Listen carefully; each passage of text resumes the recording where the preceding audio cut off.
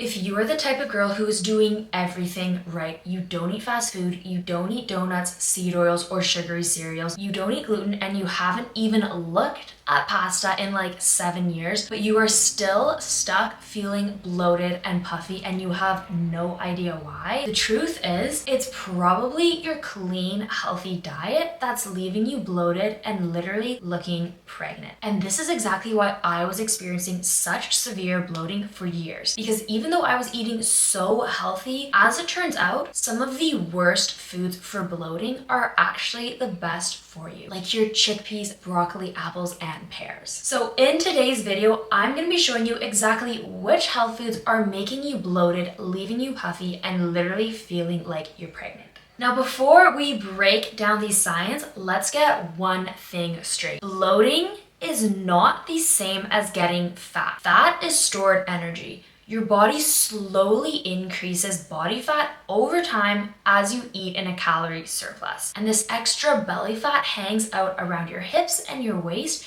and you can literally pinch it between your fingers. Bloating is gas, not fat. Your belly puffs up with gas and water. You feel puffy. Your stomach suddenly looks massive, and within an hour, you literally look 6 months pregnant, just like I did when my gut health was at its worst. So bloating is not an issue about whether or not a food is healthy. Bloating is an issue of how your digestive system and how your gut bacteria respond to certain chemicals and molecules in your food. Thus, it's not just pizza, pastas, and pastries that can make you bloated. Peanut butter, chickpeas, broccoli, apples, and pears can all make you bloated and puffy too. So in this part of our petite little video, I'm going to be sharing with you the 3 worst health foods that make you bloated. Number 1, we have our FODMAPs, and FODMAPs are a specific type of carbohydrates. FODMAPs are your fermentable oligo, di, and monosaccharides plus the polyols. And these are all short chain carbohydrates that your digestive system has a very hard time breaking down. So what actually happens is with these FODMAPs, humans, we do not have the correct digestive enzymes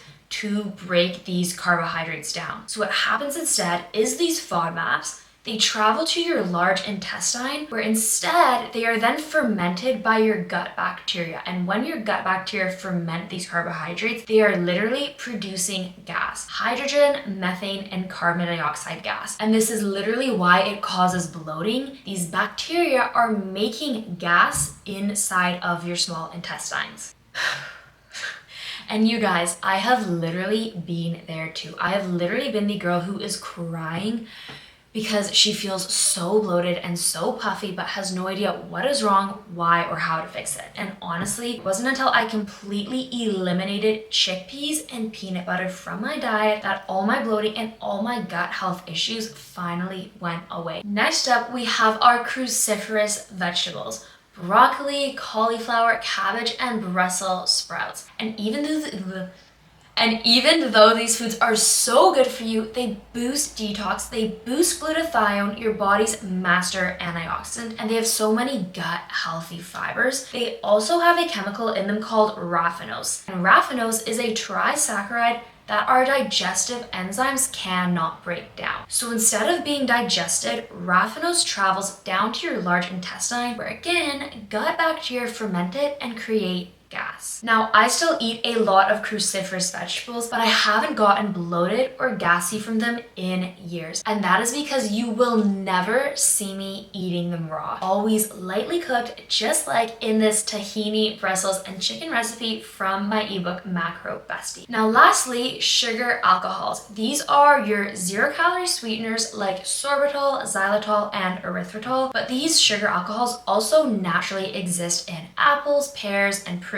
And the problem with these sugar alcohols is that they have an osmotic effect. They attract water. So what happens is when you eat prunes, pears, or sugar-free gummy bears, the sugar alcohol, like sorbitol, can pull water into your small intestines, either making you bloated and puffy or literally giving you diarrhea, just like these Haribo sorbitol zero sugar gummy bears did to all these poor people that were ordering them on Amazon. Now, if this is already making sense and you want more science science-backed answers for gut health, fat loss, and glowing skin, hit that subscribe button literally right this very second. I post new videos just like this every single week, so make sure you subscribe so you do not miss out. And finally, in wrapping this video up, I'm gonna share with you 3 super simple, actionable tips you can use to stop your bloating for good. If you really love beans, use a pressure cooker to cook them. This will reduce the FODMAP content and help break down lectins and phytic acid. This makes minerals like magnesium and zinc more bioavailable, and it also makes the beans much easier to digest. Always cook your cruciferous vegetables. This means no more hummus and raw broccoli combo. I want you steaming,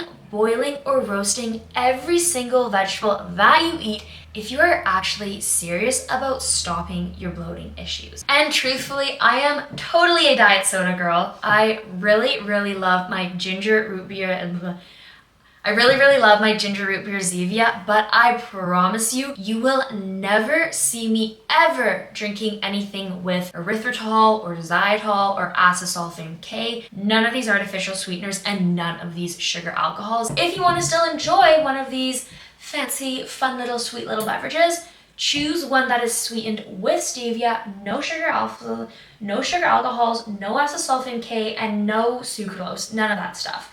We are in the business of optimizing your gut health and keeping your bodies in tip-top shape, and these are simply the things that you need to do if this is a priority of yours. So if you have ever been told your bloating is just in your head, give this video a great big like, because bloating is real, it is biological, and we are so over pretending that it is not.